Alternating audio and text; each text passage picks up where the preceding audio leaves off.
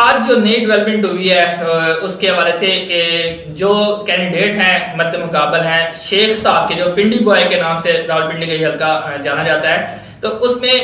آپ نے گفتگو کے آغاز میں ذکر کر دیا تھا کہ پی ٹی آئی جو ہے انہوں نے بھی جو ہے اپنا کینڈیڈیٹ کھڑا کر دیا ہے، تو اس سے پی ٹی آئی کی سیاست جو ہے وہ اور جو شیخ رشید کی سیاست ہے اس میں کیا فرق پڑے گا؟ کیونکہ پہلے جتنے بھی الیکشن ہوئے شیخ نے پی ٹی آئی کی وجہ سے ہی جیتے، اس کے حوالے سے کیا کہیں گے؟ جی سارے الیکشن تو انہوں نے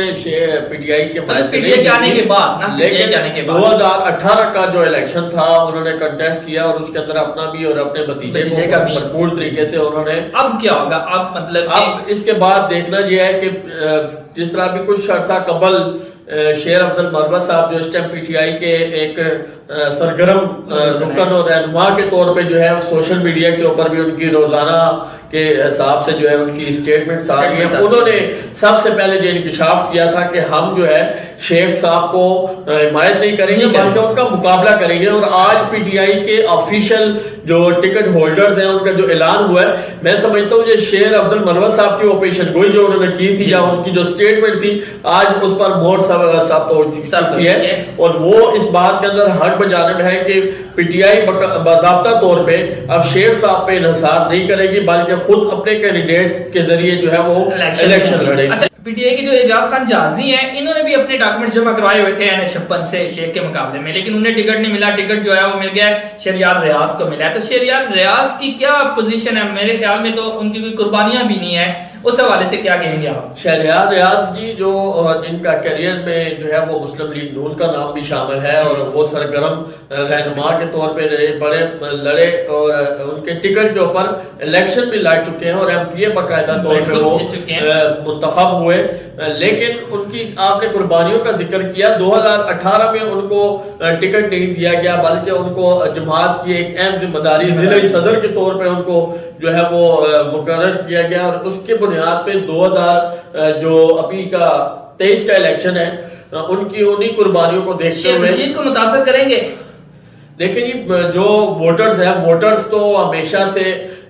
کچھ ہمارے جو شہری حلقے ہیں خصوصاً، کیونکہ ہم دیہات کے اندر تو رہتے نہیں ہیں کہ ہم جو ہے اپنے کسی بڑے جو وڈیرے کے اوپر یا کسی بڑے اپنے خاندان کے کسی بڑے آدمی کے اوپر جو ہے وہ انحصار کریں۔ آج ہم جس پوزیشن کے اندر کھڑے ہیں خصوصاً 2018 کے بعد یہ تو اب صورتحال بہت حد تک جو ہے وہ تبدیل ہو چکی ہے کہ ہر نوجوان جو ہے لانے کا پروگرام تھا، بہت سارے ایسے واقعات سامنے آئے جہاں پہ والد کی مرضی کچھ اور تھی، والد کی ووٹ کسی اور کو تھی، بیٹا کسی اور طرف تھا، بڑا بھائی کسی اور طرف تھا، چھوٹا بھائی کسی اور طرف تھا، ایون کے جو بزرگ ہیں اپنے دادا وہ کسی اور طرف ہیں، ان کے پوتے جو ہیں وہ کسی اور طرف ہیں، جہاں تک ہم نے بھی دیکھا کہ اس کے اندر جو والدہ جیسا رشتہ ہے اس کو بھی سیاست کے اندر جو ہے ایک دوسرے کا فریق بن گئے۔ تو یہ اب جو اس ٹائم موجودہ سیاسی صورتحال ہے اس کے اندر ہم یہ نہیں کہہ سکتے کہ جو ہے انہوں نے حمایت کر دی تو نیچے سارے جتنے خاندان کے ووٹ ہیں یا برادری کے ووٹ ہیں وہ سارے نوجوان نسل جو ہے اس کا ووٹ زیادہ کاؤنٹ کرے گا۔ اور دوسری بات یہ ہے کہ ہمیشہ سے یہ دیکھا جاتا ہے کہ جو جماعت ہوتی ہے، جماعت کا سربراہ کا اصل ایک جو ہے وہ تشخص ہوتا ہے جو کارکنوں میں موجود ہوتا ہے۔ تو اسی طرح اگر پی ٹی آئی کے جو اس ٹائم جو سربراہ بانی ہے عمران خان، ان کا جو عوام کے اندر ان کے جو ووٹرز ہیں ان کا جو ووٹرز کا اعتماد اپنے قائد کے اوپر ہے، تو قائد کے اوپر اگر ان کا اعتماد ہے تو جو قائد کا فیصلہ ہوگا، جو جماعت کا فیصلہ ہوگا، ووٹر جو ہے وہ